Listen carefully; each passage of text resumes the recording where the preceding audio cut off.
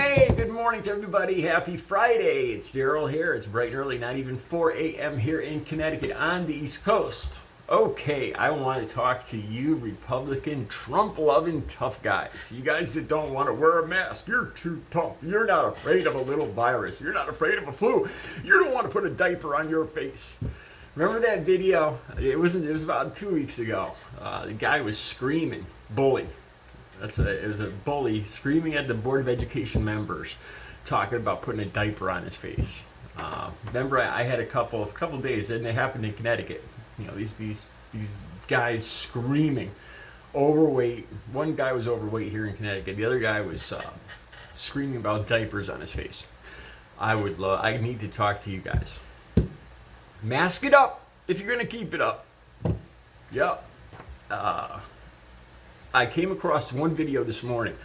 The link will be down below. A story about a urologist in the Valley in Arizona reporting a serious uptick in erectile dysfunction amongst men who have contracted, have come in contact, who have come down with the virus. And even if it was a mild case, even if it was, if there were no symptoms, this man, I don't know about the rest of you guys, but this is scary stuff. This is stuff that men pay attention to. So I read into this more. I Googled it, and I'll have the links all down below. I was amazed. There's been studies going on for a while. I don't know why nobody's talking about this. So you Republicans, you Trump-loving guys yelling about your freedom and you're tough and you don't need a mask on your face. Take off that mask, blah, blah, blah, blah, blah. Well, yeah, seems as though. So there was a study in Italy. I'll put the link to that on. There are several reliable, this is in media, these are health organizations doing studies. And like I said, all the links all down below. I had no idea. I'd never heard about any of this, but you can guarantee. I started since I lost Audrey, my best friend, ex-girlfriend, since she passed away from COVID-related pneumonia 6 weeks ago. I have been wearing a mask every day, and my entire family, even the Trump supporters and everybody, are wearing masks every time we go in a store, every time we're out in public. It's surprising when you see somebody suffer that you love and suffer horribly the way we did, or I did, and they saw me suffer, my family saw me suffer, watching her suffer, it has an impact. You see, you stop talking less about your freedoms and wearing a diaper and all this other stuff. So anyway, I started looking into this, and it makes sense because in some of these articles it talks a little bit about the mumps, and which is a virus, and how that affected the testicles.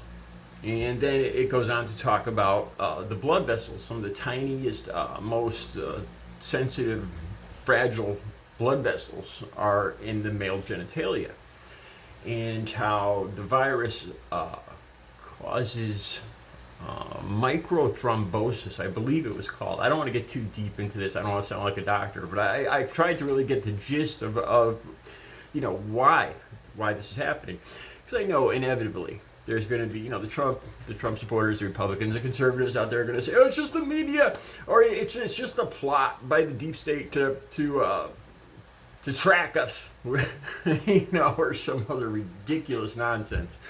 But if you look at the links down below, these are all medical studies, and if you read it, it makes sense. Some of them are talking about a 6-fold increase in men that had even a light case of the virus. So mask it up if you want to keep it up. Okay, I want to move on to another story now. Like I said, links for that will all be down below. Now, first, I was going to say this story probably isn't related, but maybe it is. Stinchfield. Another field. There's Gutfield. By the way, I found out Gutfield is only 5'4". This guy is practically a little person. No wonder these people are so angry. So anyway, on to Stinchfield, another field. This guy's on Newsmax, and Brian Williams on NBC talked about him. I think it was last night or the night before. Okay, let me set it up for you. The link will be down below. This guy Stinchfield on Newsmax has a vet on there, a vet.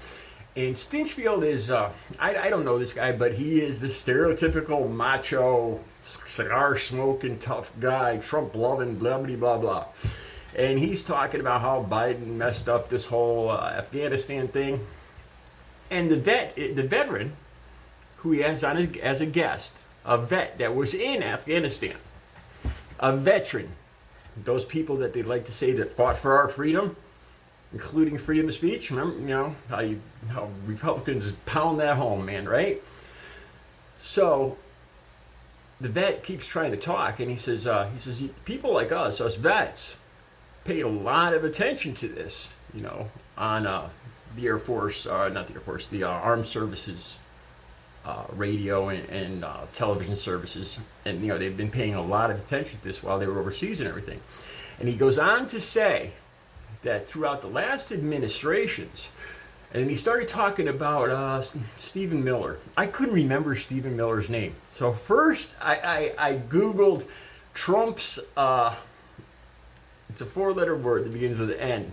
That talks about a German soldier. And I searched for that.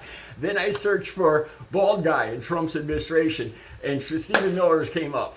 That's how I found his name. Okay, so anyway, there's a lot of talk about Stephen Miller and how he and Trump set it up so they didn't want, Stephen Miller was very against anybody, any un-American, anybody non-American, putting up the walls, not letting anybody in.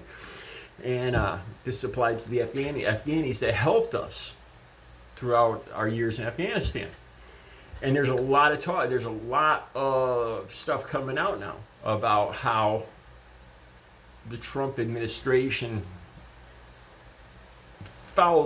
started fouling up this whole removal process way before Biden even took office. And now Biden has to deal with it. Sounds familiar, a Democrat coming in to clean up. So the vet starts talking. The vet, very politely, he's not even disrespecting or anything. He just says us and us vets have paid a lot of attention through the past administrations, and Stinchfield starts cutting him off. Oh, we got to go. I'm running out of time. And then the vet keeps talking, and then Stinchfield just loses it. It turns out he's just making that up about going to commercial. He just screams, I will not let anybody come on here and disrespect President Trump.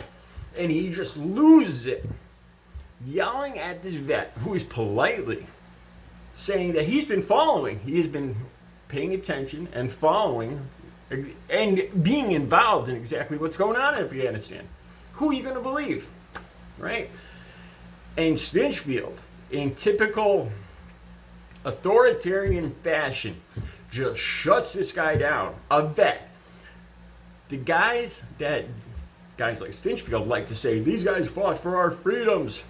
The guy that fought for your freedom to go on your show, to have your show and say whatever you want, that guy, that vet, is the one that you're taking away his right of freedom of speech. Wow. And the way he does it, I will not have him come on here. And there it is. You say one bad word about our ruler, our cult leader, and that is it, man. You see the rage, you see the trigger. Bam. Links down below. You got to see this. This was on NBC, just like I said, a night or two ago. Brian Williams was amazed himself. So like I said, all the links. I have so much more to talk about. Madison Cawthorn fighting trees. Wow. And Madison Cawthorn, again, gets the Constitution wrong when he claims that freedom to travel freely in the United States is a constitutional right. People, we got to stop electing idiots.